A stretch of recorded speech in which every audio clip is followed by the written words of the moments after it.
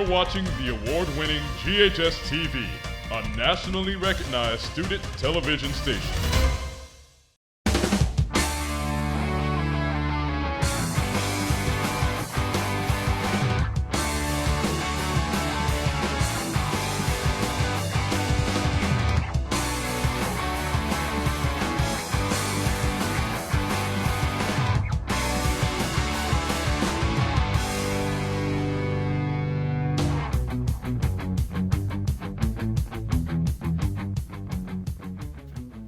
Hello and welcome to GHS-TV's award-winning talk show, Crosstalk.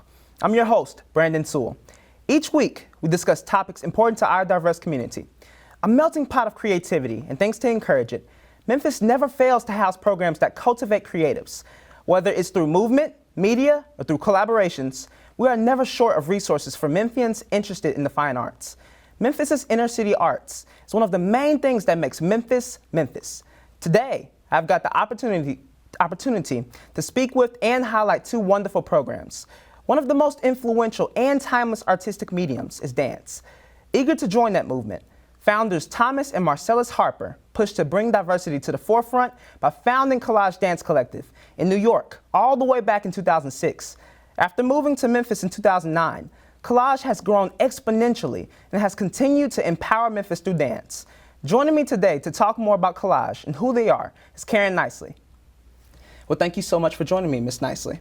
Thank you, Brandon. Thanks for having me. Thank you. So you all are one of the newest and highly regarded ballet companies here in Memphis. How did the idea come about to start the company?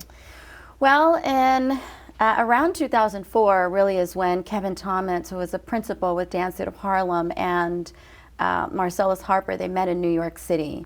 And so at the time, Dance Theater of Harlem was shifting a bit, and many of its company members were basically exploring, new options. And so as they met, they both had a dream of being able to develop a foundation, a dance platform for dancers of all backgrounds, and so because that's so, and especially in ballet, is limiting. So they both had the dream that this would be a company one day in a school that would provide quality ballet training for everyone. So they didn't know, I think, where it was necessarily going to be, but that's where it started in New York. And so dancers that Kevin Thomas had worked with, supporting their vision and creating Collage Dance Collective, started performing for them just to kind of, really get it going. And then they moved to Memphis, and that's where it really exploded and the dream started to grow. Well, how are you all reaching your target audience? So we do our best, to reach out to families and students and prospective families and students through our outreach. So that's kind of where I come in, with community engagement. I oversee and coordinate what's called our Turning Point program. So that program provides instruction in ballet as well as jazz and tap, but mainly ballet to schools in the Memphis area and also outside of Memphis. So right now we are currently working with 12 schools, and this school year we've worked with almost 370 students. And so those students mainly take ballet and very much like the students in our conservatory at Collage Dance. And so through that outlet and really pipeline, that connective part of Collage Dance, we're able to reach so many people, so many families, and partnerships with the schools and administrations. And so that's how we really work with our target, our audiences. Well, you spoke about providing jazz and tap classes along with ballet. What all classes can one take here? At Collage Dance, you can take, of course, ballet. That's our main focus. But we also offer tap, we also offer jazz, we also offer flamenco and West African dance. So with all of those, we have quite, I think, a variety, of techniques that students of all ages really can learn. We start teaching creative movement at age 2, and we have students with our a partnering organization called Creative Aging, where students, to 80-something years old come and take ballet. Well, I read that you all train over 800 students per weekly. Mm-hmm. What is the focus of dance education here? Our focus of dance education is really social emotional learning, leadership skills, communication skills. You know, it's not so much about developing the perfect dancer, you know, to necessarily have a career in dance. Of course, that's our passion. You know, we want to create lots of, you know, ballet stars and dance stars, but we really care, you know, more importantly about their future and how they, you know, see themselves, you know, and reaching their highest potential. You know, so we would love to see the perfect foot, but we care more about what they're receiving through their training, and that's helping with their developmental skills, you know, and growth. So because it's about professionalism, you know, what kind of professional are you going to become? What are your dreams?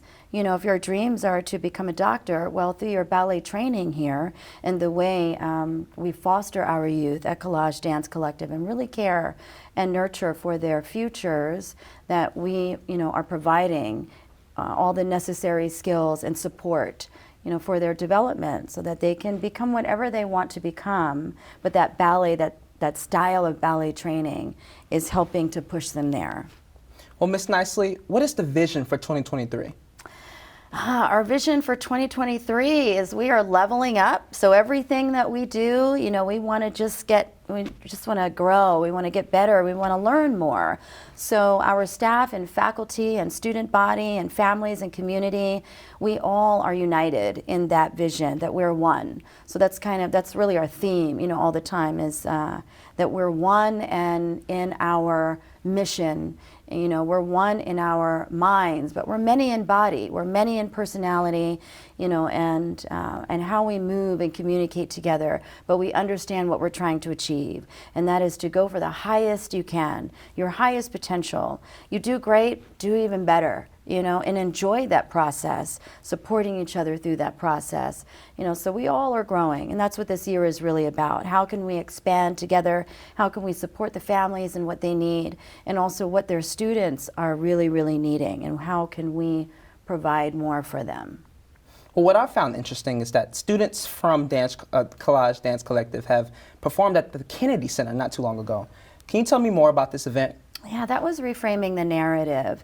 And that concert had several Black dance companies there that were representing, you know, our roots and representing history, but also changing that narrative, because the narrative has really been, you know, you would more see companies that are considered successful companies, and not many people of color would be on the stage. So Reframing that Narrative is about changing that. You know, it doesn't mean that we have to go backwards and change it. It means we're going forward. And how are we moving forward so that we're seeing everybody included on the stage and in this occupation, in this career? You know, so that was, you know, when I think about it, you know, it's just so impactful, you know, that concert was there, you know, to see all these incredible dancers on the stage. But then, as you're mentioning, our students, our very special Collage Youth Ensemble, selected dancers by our artistic director, Kevin Thomas, you know, through their training, they've been selected to perform for Collage dance events and concerts, but then also outside of that too. And so they were on that trip and had that incredible opportunity to perform alongside the company members of Collage Dance, as well as get to be a part of history in Reframing the Narrative. Well, you mentioned a lot about reframing the narrative. What has been some obstacles about being in a profession that's, you know, you don't see many people of color on the stage? Whew. The obstacles are that it hurts.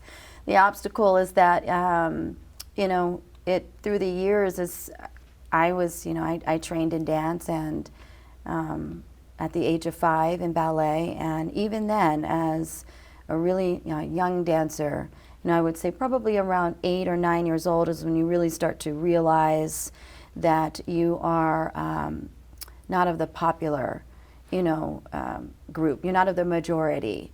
We were in a ballet school in Washington, D.C., Jones Haywood School of Ballet. It's historically known as a school for young Black dancers. And back then, you know, in the 80s, that was really not common. You had Dance Theater of Harlem and Alvin Ailey. And as far as connecting this subject to reframing the narrative, that was the point of the show, is that we still are often only recognizing and knowing two major names, and that's what has to change. So that's really what Collage Dance Collective's mission is about, is that we are a part of that change. We're not the only, we're not the third, you know, there's tons, there's lots of ballet companies that have been founded by Black artists and pioneers, but the name just never quite gets there because the support is not there. And that's the obstacle. The financial support, the contributions, the awareness, the going out to these companies that, you know, they may not be on a stage as large as the Cannon or the Kennedy Center, you know, or the Orpheum, but these are companies that absolutely deserve to be on those stages. And so why aren't they recognized? Why aren't they seen? And so that is part of our mission. You know, that's our goal, is that we're not only standing strong and building and expanding in 2023 to be sustainable and continue forward in that mission, but also represent, be a role model, you know, that all companies can get to this place. We have to get the support. We need people to see, we need people to go out, we need people to watch and be interested and see the change and the development that's happening on the stage with these young dancers that have worked so hard in a system that hasn't supported them. Well, Rise was a huge hit at the Cannon Center last year. Can you tell me about the show? Rise is one of my all-time favorites. I tell Kevin Thomas all the time, it's iconic, it's pioneering, and because it is. Rise, have you seen Rise? I have not. Rise is a show, you have to see it next year. Okay. If you're here in Memphis, well, we're touring it, so maybe you can see it in a few places. But Rise was developed about a decade ago by Mr. Thomas, and it's a ballet that includes the professional company, Collage Dance, as well as selected dancers, for example, from the youth ensemble, and sometimes also students, younger students from the school. And with that very large amount of students on the stage, they are depicting the journey and Dr. King's fight for justice, the civil rights movement, and all of the people that fought with him. That's what they're symbolizing and representing on the stage through the ballet. And it's over top of the final speech that he gave here in Memphis, the mountaintop speech. I've been to the mountaintop, so you can hear his voice recorded over top of an original music and score that was basically they're put together. And that's the creation of Rise. So you hear Dr. King throughout the ballet, and you also hear this beautiful music, you know, that was added to it, and the choreography by Kevin Thomas that really shows the journey of Dr. King and Coretta Scott King, and really what they went through. That's the purpose of it. Let's take this journey on with them, but through qualities that you'll see in you know, strong qualities and soft qualities of the movement. And the movement really connects well also to the speech and the words. It's just powerful and beautiful, and there aren't many dry eyes in the theater after watching Rise. And we had another successful Rise. It was incredible last weekend. Yeah. Well, thank you so much for this interview. I really enjoyed it. Thank you. I really appreciate it. Thank you. To see and learn more about Collage Dance Collective and all they're doing, visit collagedance.org. Don't leave yet. When we return, we will hear about a company that is helping Memphis content creators get their voices heard. I chose band because I thought it was the coolest. I don't see myself like singing to a crowd or like really putting on a show for people other than like playing. And I feel like my horn is an extension of me. The band here at Germantown High School offers many different varieties of instrumental music. We offer marching band, we offer concert band, we offer a a jazz band, a jazz class. For IB students, we offer IB music. The band is a very interesting environment. It's a lot different from anything else you'll get in high school. My most memorable experience with the band has to definitely be the football games. They're fun, it's fully interactive. Band not only teaches music, it teaches leadership, it teaches tenacity, it teaches the ability to stick with one thing until you achieve a goal. It forces you to work with other people to get better, but then also it gives you an opportunity to test yourself against others, but with the support of others as well.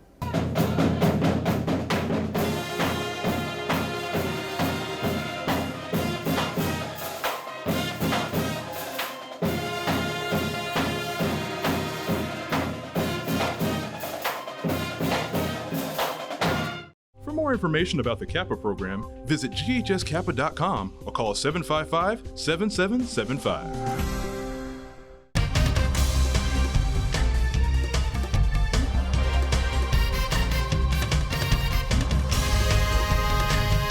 You're watching the award-winning GHS-TV, a nationally recognized student television station. Welcome back to Crosstalk. I'm Brandon Sewell. This week, we are exploring the ways African Americans are able to express themselves artistically in the Memphis area. Founded in 2014, our next organization's sole mission is to work with Memphians to provide a unique digisphere for people wanting to get their voice out there. It's called Kudzukian Broadcasting Company. Kudzukian.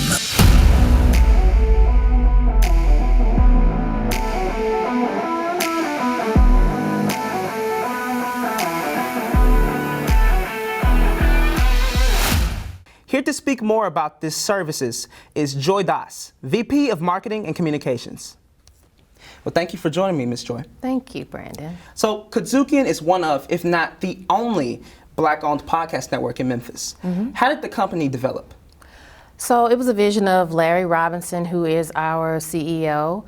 And like you said, in 2014, he had the vision on the drive, and I'll try to simplify his story, but he was on the drive, and he had been questioning what it is that he wanted to do with himself that he could do till the day he's in a box. And it kind of came to him to do radio, and it was sports radio. One of the first programs, or our cornerstone programs, is R&R on Sports.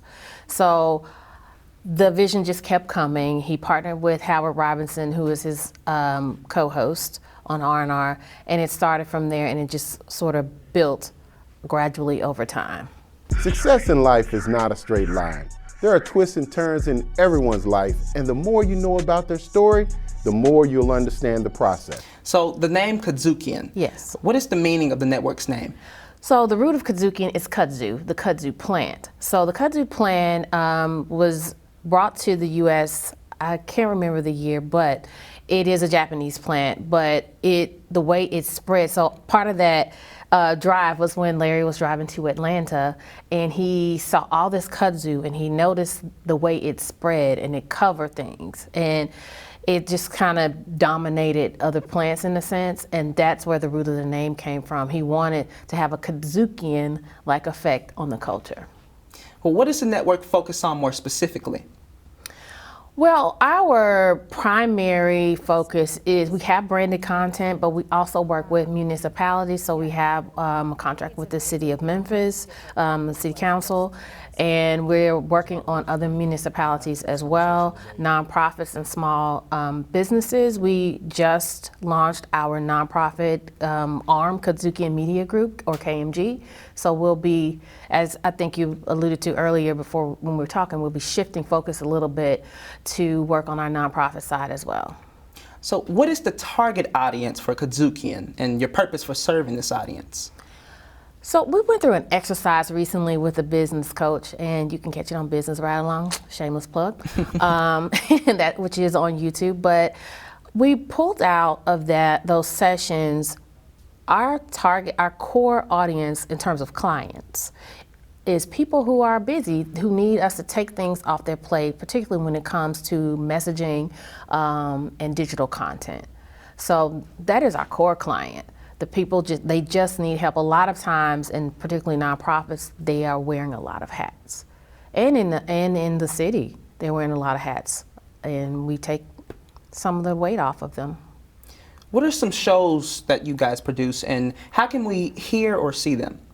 So our shows are Kudzukian-like. They have spread all over. We're all streaming platforms, and we have our own website, which all the shows are housed on our website. You go to Kudzukian.com and shows, and all the shows are there. We have about 20, and so Stitcher, Pandora, TuneIn, all of that stuff, Google and iHeart. And then let me see, we have our website, streaming networks, and YouTube if it's video. What are some of the obstacles of being a Black-owned podcast network? I think in the beginning, it was getting people to believe.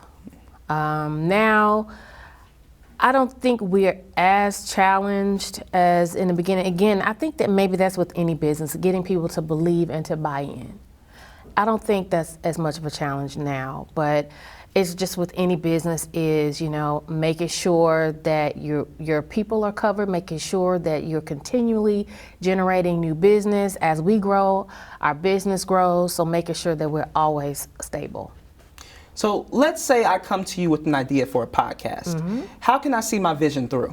So we have a content management spectrum that takes you from just the big idea or developing the big idea to getting it published or released on the platform. So in between there, you develop the big idea, the branding, if you don't have it already, and we help you develop what's called a show clock. How long is the show going to be? What are the segments like? Much like you probably do here. What are the segments in the show, and how's the breakdown? Is it 30 minutes? Is it an hour? And we always produce things to be radio ready. So we make sure that any content, if the radio station calls and says, hey, we want XYZ show, then it's ready to go. Ms. Joy, walk me through your day-to-day process of producing a show. Okay, so producing a show, one is, again, you back to the big idea. What's the show about? One of the shows that we're working on is Funky Politics, that I work on is Funky Politics. So we just did a show, we break down, we have 3 segments. So we break 3 18-minute segments. So we break down what the topic is for each segment. So that's pretty much the process. Then you book the guests, make sure you have research, particularly for a show like Funky Politics, you need research. So we have a research assistant who compiles research. I come up with the topics, I shoot them to her, she fleshes it out. I do some of the research as well, but she fleshes it out, fleshes out the vision, the main ideas and talk points for our co-host, and then we go from there. Then, well, beyond that, you have to have it audio. It's audio, so we have it edited, and then we have the creative developed for the episode. When COVID-19 hit, were there any changes in the network? Yes, there was growth. I mean, everybody needed digital content. Everything had to shift to digital and or virtual. So there was an explosion of growth during COVID-19. How many shows do you all produce per weekly and monthly? Per week, it depends. We probably have maybe about 8 or 10 shows that we produce a week. Not every show is weekly, so it kind of fluctuates. And then we have special, maybe one-offs with another client. So Larry T. Robinson, the founder, formerly said that the vision for this company was to create content across all media platforms. Mm-hmm. Has this vision changed as time has passed on? No. He still wants to be, and we support that vision, obviously, but he still wants to be Bob Johnson. That has not changed. BET, coming from BET. But the only exception is the addition of KMG, which is the nonprofit arm. How do you all broadcast your shows? They're on all the streaming services, mm-hmm. and Kudzukian website, Kudzukian.com. So it's been noted that the president of the Agriculture Center, John Butler, is very supportive of this company. How has the relationship between the two parties developed? So I'm I don't remember how Larry and John met, but they kind of became fast friends. So the more they talked, John convinced. John is the reason why we moved into the Agri Center. It was a home-based business. There was an apartment that had been converted to a studio above Larry's home.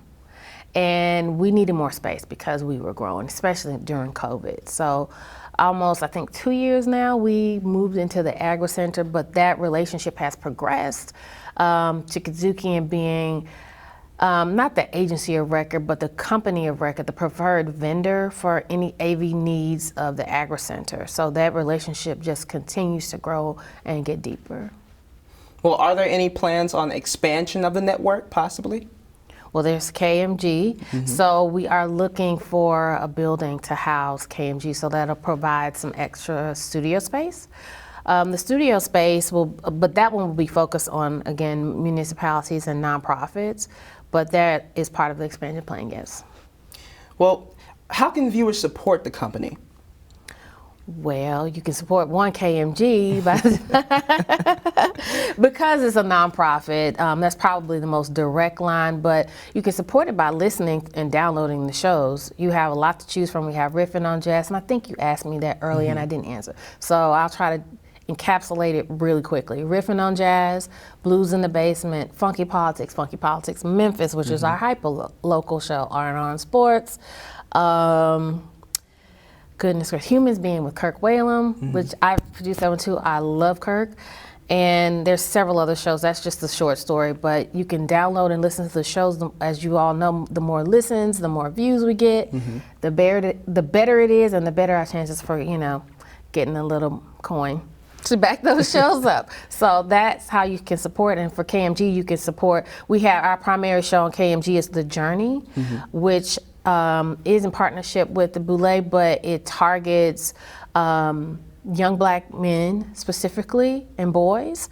If you can be it, if you can see it, you can be it. That's the overarching theme, and it chronicles successful black men in the Memphis area and shows these young men that there's more than one way to be successful, and you don't have to be a doctor, an engineer, a lawyer. You can be a photographer, you can be a video, this one guy is a shoe shine guy that makes 6 figures.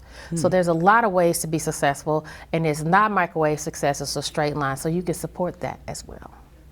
Well, thank you so much, Ms. Joy. I really enjoyed our conversation. Thank you, Brandon. I appreciate you. Thank you. To learn more about what Kudzukian is doing in broadcasting, visit their website at kudzukian.com. Once again, thank you to all of our guests who joined us today. For more information on our programming, please check us out on the web at GHS-TV.org, where we are streaming live 24 hours a day. You can also check us out on Facebook, Twitter, and Instagram. I'm Brandon Sewell. From all of us here at GHS-TV, thank you for watching Crosstalk, and I hope to see you again.